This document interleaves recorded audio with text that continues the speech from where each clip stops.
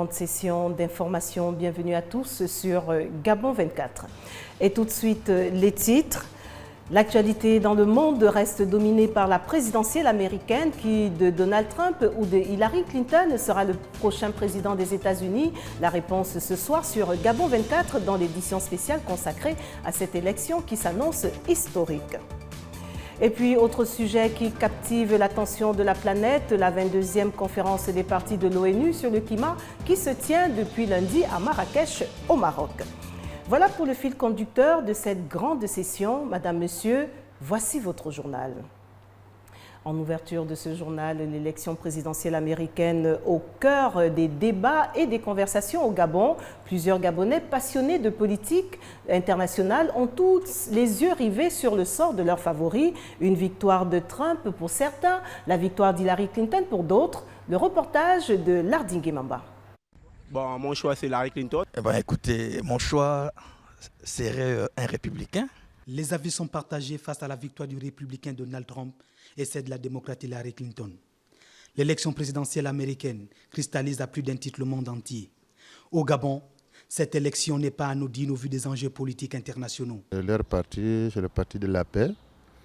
Quand ils sont en pouvoir, depuis son mari jusqu'à présent, quand ils sont en pouvoir, les pays africains, particulièrement les musulmans, ils sont à paix. Je pense que j'aurais voté Donald Trump, simplement parce que la politique étrangère d'Hillary Clinton me semble plus dangereuse que celle de Donald Trump, en raison de sa position beaucoup plus agressive envers la Russie. J'ai toujours constaté que quand les républicains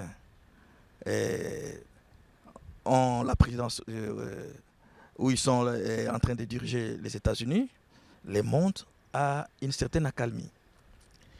Et malheureusement, quand il y a les démocrates, très souvent, on est buté à des guerres, à des situations très très complexes, et ils n'arrivent pas à trouver des solutions là-dessus.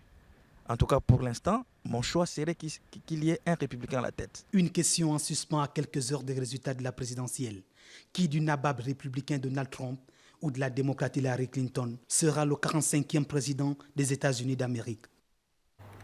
J'en viens à cette note politique du Gabon en bref et en images. La cause commune pour le développement du Gabon, la CCDG, parti politique proche de Jean Ping, candidat malheureux à la dernière élection présidentielle du Gabon, s'est dit favorable ce mardi au dialogue politique proposé par le président Ali Bongo Ondimba. Il s'agit d'un ralliement de plus au dialogue national alors que Jean Ping, en tournée européenne, persiste et signe qu'il ne va pas dialoguer, suivant un extrait des propos du porte-parole de la CCDG au micro de Joël Tatou. La cause commune pour le développement du Gabon, CCDG, décide dans l'intérêt supérieur de la nation gabonaise à mettre fin, par les vertus du dialogue démocratique, à ce climat de confrontation larvé et recommande. Premièrement, résorber par le dialogue nos contradictions. Deuxièmement, organiser dans un lieu sécurisé des pré-négociations ayant pour but de décrypter le climat de terreur milicien, militico-politique avant les négociations proprement dites. Troisièmement, ouvrir hors du pays des négociations sanctionnées par des accords paraphés, signés et suivis par toutes les parties. Quatrièmement, adopter un règlement intérieur relatif à l'organisation des négociations et aux conditions des accords. Cinquièmement, prendre les ordonnances liées à la sécurité et à l'opinion des négociateurs à ne pas s'inquiéter avant, pendant et après le dialogue par rapport à leur prise de position. Après quelques semaines sans rencontre hebdomadaire avec les médias nationaux et internationaux, le ministre d'État en charge de la communication, porte-parole du gouvernement, a repris ses habitudes ce mardi à l'auditorium Georges Rahuri de Libreville, faire le point sur les activités du gouvernement. Parmi les points abordés, la question du dialogue national qui doit se tenir dans les prochains jours sur le territoire national. Alain-Claude Bilibinze estime que l'appel au dialogue n'est pas une obligation. Le compte-rendu de Marina Mendeman, Nina Massunga. Au nombre des points abordés lors de ce premier rendez-vous du ministre en charge de la communication, porte-parole du gouvernement avec les médias nationaux et internationaux, l'appel au dialogue national avec tous les leaders politiques du pays, voulu par le chef de l'État. Alain-Claude Bilibizé a énoncé les axes qui pourront faire l'objet lors de ce grand rendez-vous politique. Un dialogue, comme vous le savez, qui a été initié par le chef de l'État avant la campagne électorale, qui a été confirmé pendant la campagne et après la campagne. Il s'agit donc maintenant de s'accorder sur les modalités et le chronogramme devant conduire à ce dialogue. Au vu du dialogue qui s'annonce, certaines têtes d'affiche déclinent l'offre du dialogue du président, mais pour le ministre, aller au dialogue n'est pas une obligation pour ceux qui ne le veulent pas. L'appel au dialogue n'est pas une contrainte, ce n'est pas une camisole de force. Vient au dialogue celui qui veut et celui qui a surtout des choses à proposer. Donc s'ils se rendent compte qu'ils n'ont rien à proposer au cours de ce dialogue, ils ont raison de ne pas venir. Mais s'ils ont des choses à proposer, qu'ils viennent. Lors de sa prestation de serment, le 27 septembre dernier, le président Ali Bongo Ondimba appelait tous les leaders politiques gabonais à prendre part au dialogue pour repenser le système électoral, les dispositions constitutionnelles qui régissent la gouvernance politique pour des lendemains électoraux apaisés. Le vice-premier ministre en charge de l'urbanisme, de l'habitat social et du logement a tenu une réunion ce mardi matin avec les représentants de ses collègues de la justice, de l'intérieur et de la défense afin de trouver des stratégies pour faire déguerpir les occupants illégaux des logements construits par l'État au nord de Libreville. Les détails dans ce reportage de Renandem. Régulariser, expulser et accompagner les cas sociaux sont là les décisions prises par le vice-premier ministre en charge de l'urbanisme, de l'habitat social et du logement, Bruno Ben Moumamba, dans le but de tourner la page des conflits du logement et du titre foncier au Gabon. Il faut en finir avec le désordre urbanistique encouragé par des personnes désordonnées. Ceux qui ne veulent pas respecter la loi pour promouvoir la loi de la jungle doivent comprendre que cette époque est terminée. Force doit rester à la loi. La ministre déléguée de l'urbanisme chargée de l'habitat social et du logement précise ceci. Les personnes qui ont été tirées au sort et qui n'ont pas eu de contrat ou de clé peuvent se rapprocher de la direction générale de la SLNS pour affaires les concernant, c'est-à-dire contractualisation. Le vice-premier ministre Bruno Ben Moumamba compte proposer un projet de loi fixant le cadre général relatif à l'urbanisme en République gabonaise et mettre en place une brigade spéciale de l'urbanisme et de la construction qui aura pour mission principale d'assurer la police en matière d'urbanisme et de construction en vue de garantir la sécurisation des réserves foncières urbaines de l'État. La marine marchande assure 90% du commerce mondial. Elle est la clé de l'économie mondiale. Qu'en est-il de cette entité au Gabon? Invité de la matinale de Gabon 24 ce mardi, le directeur général décline les missions de la marine marchande gabonaise et invite les jeunes à s'intéresser aux métiers liés au secteur. Miran Dangué. Le transport maritime et fluvial est contrôlé par la marine marchande. C'est une entité publique qui sécurise le transport et gère le flux de navigation dans les eaux au Gabon. Les missions principales de la Direction générale de la marine marchande s'articulent autour de 5 grandes fonctions, à savoir étudier et proposer au gouvernement les politiques de développement dans le secteur maritime et fluvial. Le 2, animer, coordonner et appliquer la politique du gouvernement en matière de transport maritime et fluvial. Troisième position, assurer la promotion des activités économiques du secteur maritime et fluvial. La navigation en eau profonde, tout comme l'accès à bord de grands bateaux, obéit à une planification et à des règles de sécurité maritime. L'OIMI a fait des conventions. Et ces conventions-là sont internationales. Donc la convention STCW qui s'occupe de la sécurité de navigation maritime impose à tout navire, pour naviguer, doit avoir tous les documents à bord. Les métiers liés à l'exercice au sein de la marine marchande sont proposés et vulgarisés par les agents du secteur afin de susciter de nouvelles vocations chez les jeunes Gabonais. Le comité interministériel d'audit et certification de la dette intérieure de l'État était en réunion ce mardi autour du président de cette commission. Après la signature de l'accord portant règlement de la dette intérieure de l'État il y a quelques jours, le gouvernement va épurer sa dette envers les PME-PMI gabonaises selon un chronogramme bien précis. Le reportage de Ludmila Tuntum, Jospin Bombadianga. Le gouvernement gabonais va épurer sa dette intérieure sur plusieurs échéances, une dette évaluée à plus de 100 milliards de francs CFA. Le comité interministériel d'audit et de certification de la dette intérieure de l'État était ce mardi en conclave avec ses partenaires, les petites et moyennes entreprises gabonaises. Sur l'instruction du chef de l'État, nous avons pu trouver une solution pour ces PME-PMI et c'est ce que j'avais pour mission de leur annoncer aujourd'hui.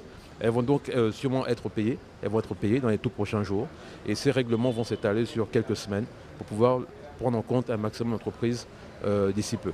Après le processus d'audit, de recensement, vérification et consolidation, la dette intérieure gabonaise a connu un dégraissage permettant de crédibiliser les PME. Nous avons constaté effectivement une disparité importante quand même. Il y avait des demandes de dossiers qui allaient au-delà de 400 milliards, et après audit et vérification, nous sommes arrivés autour de 100 milliards. Les petites et moyennes entreprises gabonaises étaient en grande difficulté. La décision d'épuration de leurs dettes est salutaire. Aujourd'hui, nous allons dans le sens d'apurer véritablement la dette de l'État pour permettre à ce que nous relevons le niveau de croissance et qu'effectivement le développement du pays se ressente. La promotion des entreprises gabonaises créatrices de richesses est une priorité du gouvernement gabonais. Celui-ci travaille pour mettre en place un mécanisme performant dans la régularisation de la dette intérieure. Direction la capitale économique du Gabon, où les pensionnaires de la prison centrale Saint-Pierre de Port-Gentil ont été invités à rentabiliser leur séjour carcéral en ouvrant leur cœur au Seigneur. Voilà ce qui résume en quelques mots le passage de l'évêque de la capitale économique de notre pays à la principale maison d'arrêt de la commune port-gentillaise. Tout cela s'inscrit dans le cadre de l'année de la manifestation de la miséricorde. En témoigne ce compte-rendu de Igor Nanga. Le caractère inhabituel de ce lieu de culte nous rappelle combien Dieu aime tous ses enfants, même ceux présentement endettés vis-à-vis de la société. À la prison centrale Saint-Pierre de Port-Gentil, le porteur de bonnes paroles s'appelait Monseigneur Eusebius Chinekezi, à la baguette d'une messe pontificale riche en enseignements pour les pensionnaires des lieux. Ce n'est pas parce qu'on est détenu qu'on ne peut pas faire l'expérience de l'amour de Dieu. Au contraire. Pour l'évêque de Port-Gentil, il s'agit ici d'observer l'année sainte de la miséricorde, le présent jubilé offrant l'occasion à l'Église universelle de rappeler l'omniprésence du Dieu créateur et la nécessité pour ses détenus de s'abandonner à lui. Dieu nous visite. Aucun mur de prison ne peut empêcher Dieu de visiter ses enfants. Mais c'est à nous d'ouvrir le cœur pour accueillir la présence de Dieu. C'est à nous d'ouvrir le cœur pour écouter Dieu. Qu'est-ce que Dieu me dit? Le message du jour fut également dit à l'endroit du personnel d'encadrement de la prison de Port-Gentil. Que nos frères et sœurs qui veillent sur vous soient pour vous des pères et des mères. Voilà la relation que Dieu veut dans ce milieu carcéral. Une bénédiction de la dite maison d'arrêt fut également à l'ordre du jour. Les fidèles du diocèse de Port-Gentil profitant de cette occasion pour faire des offrandes au quotidien des détenus. Un saint est avant tout un pécheur désireux de s'améliorer, dit un jour Nelson Mandela, lui-même ancien détenu. Retour à Libreville, en bref et en images, le ministre de la Jeunesse et des Sports, Dr Nicolas Sellé, a reçu ce mardi à son cabinet le syndicat national de la jeunesse et des sports. Cette rencontre aux allures de prise de contact a permis aux syndicalistes d'exposer les problèmes auxquels ils sont confrontés. Il s'agit des difficultés administratives dans un contexte où le football, le sport d'irois, domine les autres segments de ce département ministériel. Nous y reviendrons au cours de nos prochaines sessions d'information. Ouvrons à présent la page de l'actualité du continent. Tout d'abord, je vous le disais en titre, près de la moitié des pays les plus frappés en 2015 par des événements climatiques extrêmes se trouvaient en Afrique, selon un rapport publié ce mardi à Marrakech à l'occasion de la conférence, dis-je bien, de l'ONU sur le climat COP22. Le récit de Larissa Matsomo.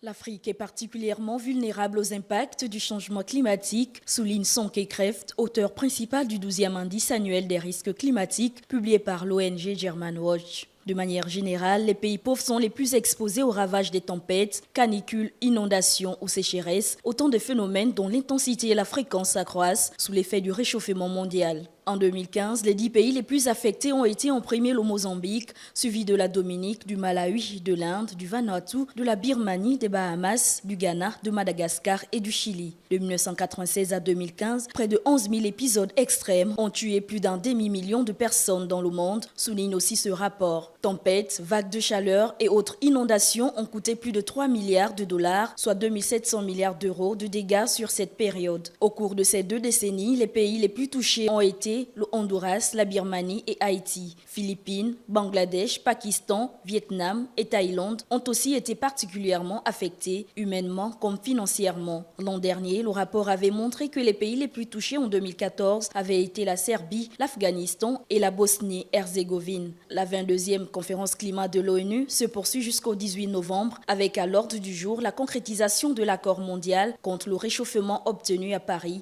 fin 2015. La Centrafrique ravagée par la guerre et l'insécurité, la simple réouverture ce lundi après 3 ans d'arrêt d'un poste de douane près de Bangui sur l'axe stratégique Douala-Bangui marque le fol espoir d'un retour à la paix et à la vie à la normale. Linda Gaël Maganga. L'activité d'exportation et d'importation en Centrafrique reprend une allure vive. L'ouverture des frontières conforte la situation de stabilité dans le pays et rassure la population. C'est pour nous un grand jour pour la Direction générale des douanes, parce que ça fait depuis plus de 3 ans que ce poste ne fonctionne pas. Depuis les événements, c'était fermé. Et on avait des difficultés lorsque les véhicules arrivaient depuis Douala. Les postes de douane fermés pour des raisons de sécurité dans le pays n'ont pas connu une telle affluence depuis près de 3 ans. La reprise des échanges marque également la reprise des services de douane. Et c'est le tout premier convoi que nous recevons aujourd'hui. C'est symbolique. Au fur et à mesure que le pays est en train de retrouver la paix, on va avancer en ce sens. Les services de douane devront redoubler de vigilance à leur poste pour empêcher le passage de produits indésirables ou pouvant menacer le processus de paix en Centrafrique.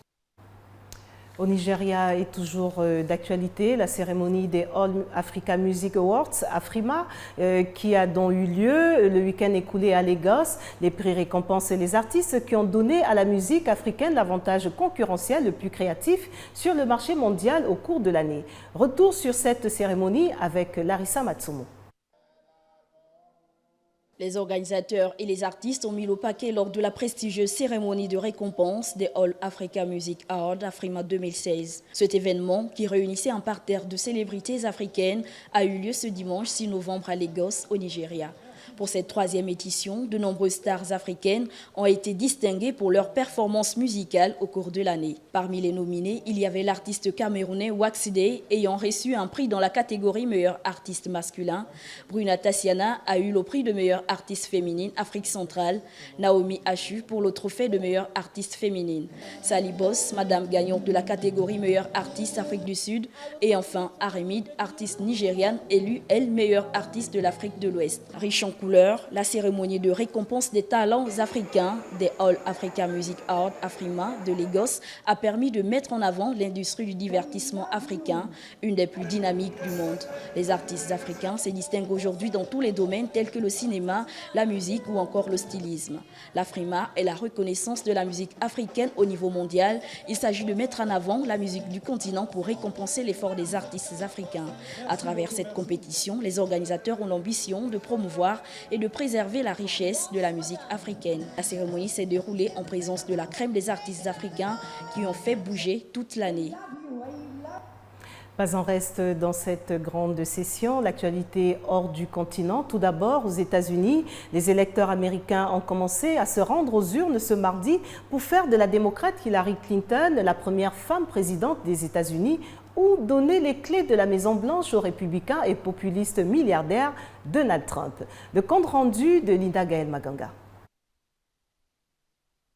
Les Américains sont aux urnes ce mardi pour élire le successeur de Barack Obama à la Maison-Blanche. Après une campagne électorale acharnée où les candidats Donald Trump et Hillary Clinton se sont disputés les sondages et permis de s'adresser tout type de propos, le choix revient aux Américains d'accorder leur voix à celui ou celle qui, à leur avis, dispose d'un projet de société capable de faire avancer les idéaux économiques, sociaux et politiques des États-Unis. Les candidats, pour leur part, devront conforter le modèle de démocratie américaine et faire preuve de fair play à l'issue de l'élection présidentielle.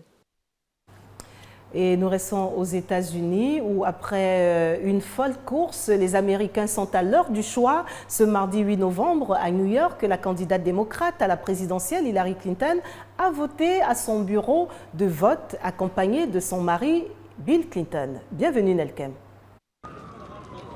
Les Américains auront à désigner ce mardi 8 novembre le successeur de Barack Obama à la Maison-Blanche. Hillary Clinton et Donald Trump, après des mois de campagne d'abord primaire puis générale, sont les deux favoris. Avec certitude, c'est l'un de ces deux noms qui sortira des urnes. Les attaques personnelles qui ont dominé les débats de la part de l'un ou de l'autre et les révélations des médias ont fait pencher la balance pour Clinton ou Trump dans certains États. Impôts, emploi, entrepreneuriat, immigration. Donald Trump et Hillary Clinton ont d'ailleurs fait plusieurs déclarations. La candidate démocrate semble la mieux placée pour l'emporter selon les ultimes sondages, mais un résultat très serré est possible. Une partie de l'électorat, les classes populaires blanches qui ont beaucoup souffert de la mondialisation et qui se sont senties trahies depuis des années, choisit Trump parce qu'elles trouvent en lui un champion qui défend enfin ses intérêts. Mais ce segment de la population n'est pas suffisamment large pour faire élire Trump. Ce dernier n'a pas pu élargir cet électorat aux minorités car considéré comme très xénophobe. On se rappelle qu'en 2000, entre Al Gore et George W. Bush en Floride, les résultats avaient été tellement serrés qu'il avait fallu recompter les bulletins. Une situation compliquée puisqu'il s'agissait des bulletins papier à l'époque. Cette fois-ci, on pourrait connaître la même situation, d'autant plus qu'il n'est pas évident que Donald Trump, dont on connaît la personnalité un peu particulière, accepte la défaite. Ce qui est sûr, c'est que les adversaires d'Hillary Clinton ne désarmeront pas.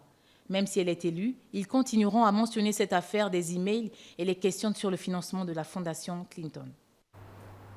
Le rappel des titres avant de refermer cette grande session. L'actualité dans le monde reste dominée par la présidentielle américaine qui de Donald Trump ou de Hillary Clinton sera le prochain président des États-Unis. La réponse ce soir sur Gabon 24 dans l'édition spéciale consacrée à cette élection qui s'annonce historique. Et puis, autre sujet qui captive l'attention de la planète, la 22e conférence des parties de l'ONU sur le climat qui se tient depuis ce lundi à Marrakech, au Maroc.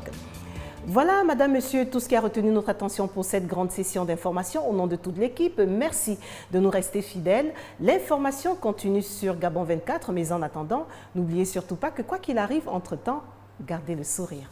Au revoir.